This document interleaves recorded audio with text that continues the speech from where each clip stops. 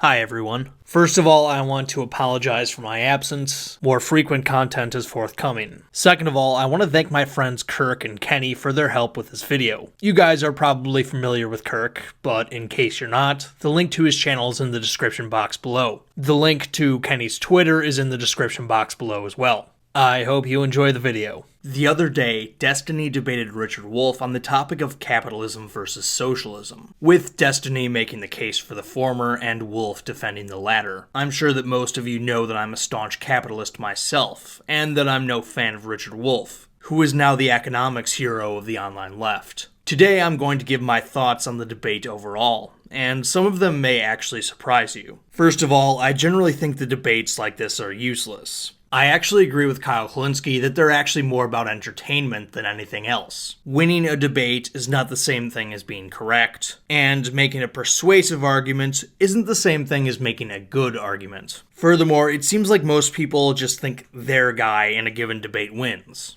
That might be why I thought Destiny came out on top, but a lot of online leftists thought that Richard Wolff dominated. In terms of my thoughts on the debate, it was really more of a lecture, Professor Wolff lecture, and Destiny was there as the student asking questions as the disgruntled capitalist. Unfortunately, something happened during the debate that seems to occur quite often with the capitalism versus socialism argument. It more or less immediately became a debate about the definition of these terms. Okay, can you tell me what is your definition of capitalism then? Because when I ask you what is socialism to you, I'm like, I understand that you can talk a lot and you can tell me what other people have considered socialism to be, but under your current definitions, for instance, the Democratic, hold on, no, you haven't given me your definition. You've told me what other thinkers and what other countries in the past. Your definition is not what Portugal does, or it's not what the Portuguese Socialist or Communist parties. You're giving me what other people or other thinkers have thought what socialism is. Any definition of anything is a process of separating it from that which it is not. That's all any definition ever was. But we don't typically give definitions by naming every single thing that something's not. Okay, let him answer. Let him answer this. Is you differentiate it from a cat. Otherwise, there's no way to do it. That's to not even differentiate true. and Nobody ever seems to be able to agree upon established definitions of socialism or capitalism. It makes for an incredibly tedious debate, but it seems necessary at the same time. You can't really debate the merits or demerits of something if you can't agree upon what that thing you're debating is. Going forward, I think establishing definitions might be a useful precondition for any such debate. Richard Wolff argued that there are many different interpretations and variations of socialism, which I have no doubt is true. However, one of those versions included the old "anything the government does is socialism," wherein the socialist tries to argue that European welfare states are included in their tradition. one strain. You leave enterprises in the hands of private capitalists. But you recognize that capitalist system is so flawed, for example, in terms of inequality, in terms of business cycle instability, that you give a role to the government of massive intervention, rules, regulations, laws. Let me give you some examples. In France, it's the law that once you begin working after graduating from high school or college, every employer has to give you 5 weeks of paid vacation from the beginning. Nothing like that exists in the United States. But this is a society that won that for its people, by the way, by socialists who did that, and put that on the books, as it is on most European countries. I would argue that these nations are examples of welfare statism, not socialism, because the government, or the workers in some collectivist sense, if you must, do not control the means of production. Of course, Wolff has embraced the other side of this coin, in that anything not specifically done by the government, or anything he doesn't specifically define as socialism, is in fact capitalism. Like when he blamed the 2 world wars on capitalism. The Soviets and the Chinese, at least not yet, have had not organized world wars to hold on and to expand their imperialist empires, like World Wars I and II. This absurd line of reasoning is best encapsulated by this meme made by my friend Kirk Wilcox. Don't like socialism, huh? Do you like Social Security, Medicare, roads, public schools, the FDA, the EPA, minimum wage and child labor laws? See, we practically already have socialism in America. Let's have more socialism. Also, the financial crisis, the Flint water crisis, the coronavirus and the subsequent panic, and every other bad thing that happens in America is because we have unfettered, unregulated capitalism. You might be surprised to find out that my biggest disagreement in this debate was actually with Destiny, specifically in his refusal to argue for capitalism on moral grounds. My important takeaway for all of this is I think that it is crucial not to moralize our economic systems. I think that when you start to moralize economic systems, what you forget is that an economic system is merely a tool. I don't want to ask a question of like, is a hammer good or evil? I want to ask, what is the best type of nail that you can hit with a particular hammer?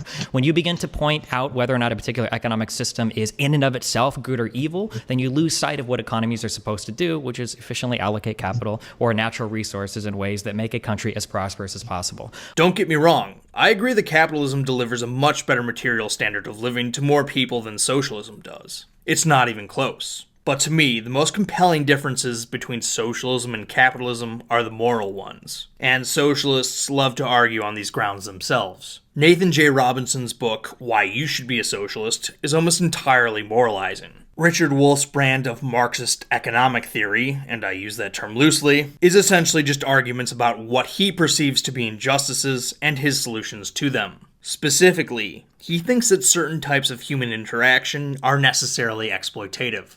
You produce more than you get paid.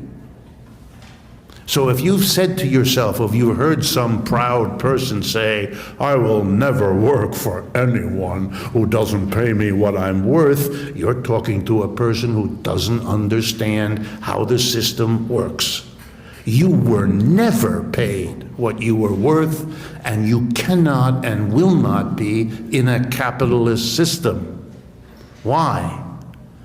Because the difference between what your labor adds to the value that your employer sells and what he pays you is his profit, and it's why he's in business. And if you don't generate that profit for him, he's got no use for you. Wolff focuses his energy on changing the dynamic between the employer and the employee. Specifically, he wants workers to decide who their boss should be, or even if they need bosses, democratically.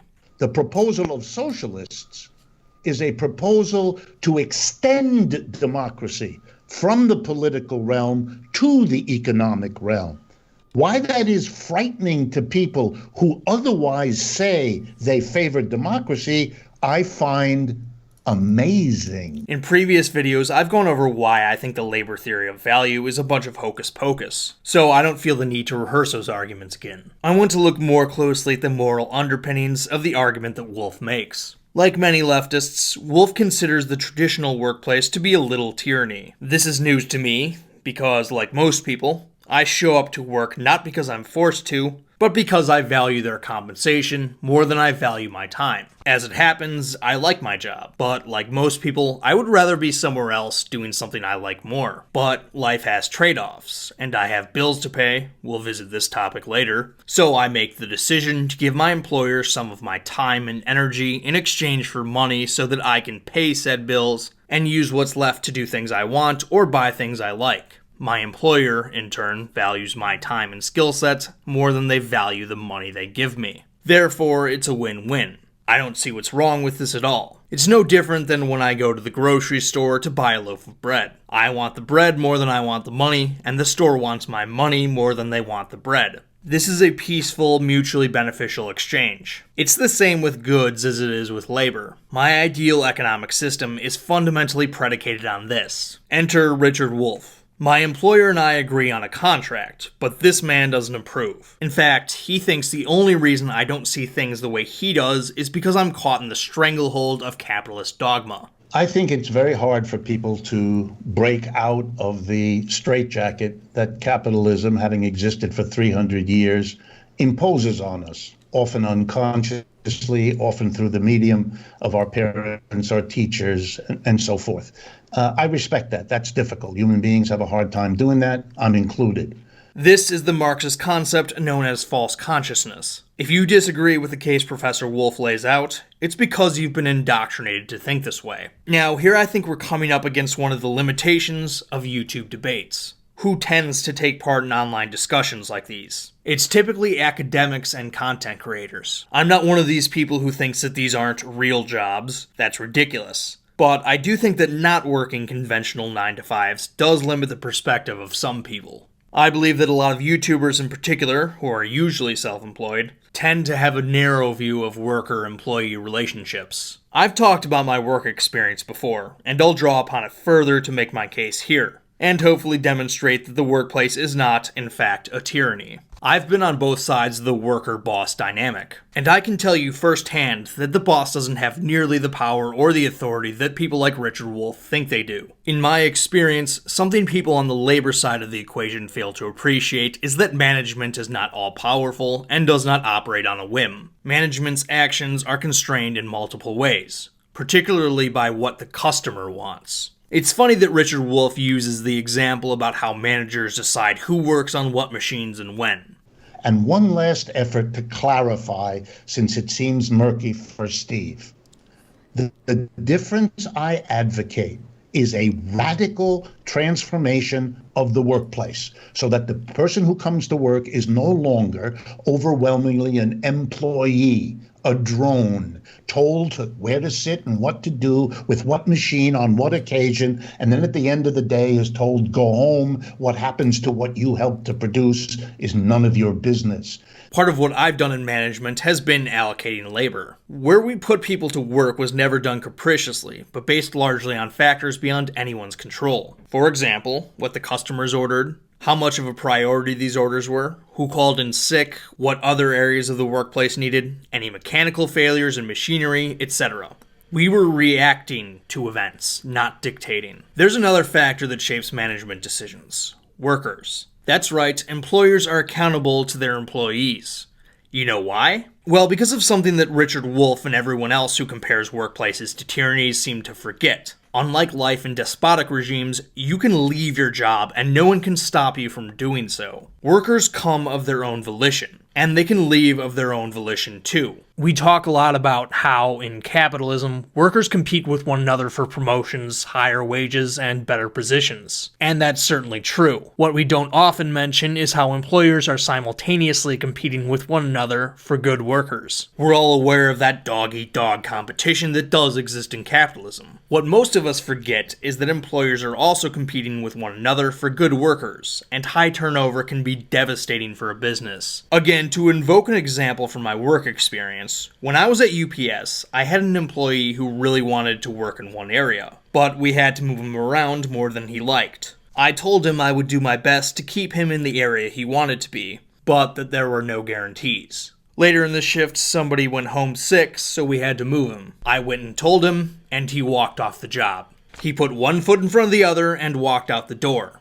No one stopped him. I didn't particularly care because it was my last week as well. As it happened, his mom also worked there, so I found out the next day that he did what people tend to do when they leave a job. He got another one. In sports, we often focus on how franchises compete with one another in offering generous contracts to big-name players in order to help their team. But that sort of thing happens for all jobs at every level. The compensation is just different. Sometimes the labor market is a buyer's one, in which case employers get their pick of the litter. Sometimes we live in a seller's market, where people of all skill levels have a number of options. Right now, we're in the latter, since employers are not only competing with one another, they're competing with generous unemployment benefits. But competition is almost always present. In fact, sometimes the competition is greatest at the lowest levels, because basically anyone of working age can get a low-skill entry-level job anywhere, assuming the right conditions are met. While I'm at this, I may as well take on another leftist argument, that capitalism is violence by definition, because if you don't work, you won't live. Even if we take this argument at face value, it ignores that in troubled times, people can turn to family, charity, mutual aid, and yes, welfare. The last of which I have my reservations about, but I don't consider socialism. But that's another video for another day. The thing is, the fact that you're going to have a worse standard of living if you don't work isn't a function of capitalism. It's the reality of scarcity. We live in a world where people's wants and needs exceed the supply of goods and services. This is a fact about reality, and it's the backdrop of every economic system. It applies to everyone, and it always will unless we invent something like the replicator. Hunter-gatherers had to confront scarcity. Feudalism had to confront scarcity. Capitalism has to confront scarcity. And socialism has to confront scarcity. As Thomas Sowell wrote in Basic Economics, regardless of our policies, practices, or institutions, whether they are wise or unwise, noble or ignoble, there is simply not enough to go around to satisfy all our desires to the fullest. Unmet needs are inherent in these circumstances, whether we have a capitalist, socialist, feudal, or other kind of economy. These various kinds of economics are just institutional ways of making trade-offs that are inescapable in any economy. So yes, it's true that if I don't go to work, I'm going to have trouble paying my bills. And if I don't pay my bills, then I won't have a very high standard of living, if I live at all. It's also true that if the business I work for utterly collapsed, then the shareholders would be left holding an empty bag, and the CEO would have to go find new work as well. It's also true that if we lived in the workers' paradise and my comrades at the local cooperative decided democratically they wanted to fire me, then I'd be out on the street as well. It's also true that if I was alive 10,000 years ago and I refused to join the woolly mammoth hunt, and my tribe failed to kill the beast without me, we'd all be hungrier for it. The reality of scarcity is not the same thing as violence. The only way to work against scarcity is for people to produce goods and services to meet our needs. In other words, the stuff we like to consume doesn't exist at all if people don't work. And since the vast majority of people aren't going to work for free, you have to provide them with something useful in return for the fruits of their labor. Capitalism's solution to this problem is voluntary exchange. To close, I want to highlight what I believe to be the biggest moral difference between socialism and capitalism. And I want to do this by answering two of Destiny's questions as if they were posed to me.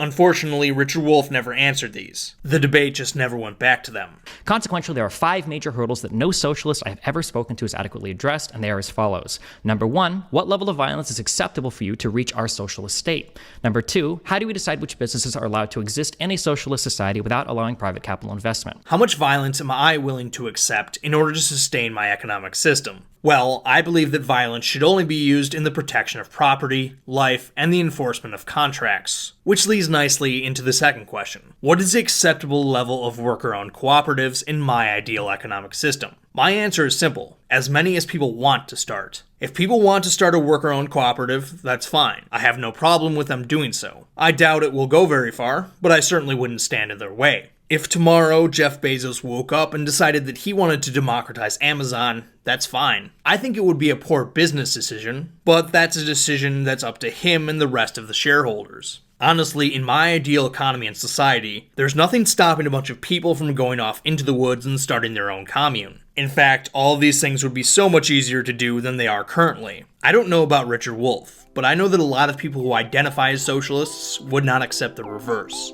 I would not be allowed to start a traditional corporation and hire lots of people to work for me in their ideal society. To me, this is the biggest difference between capitalism and socialism.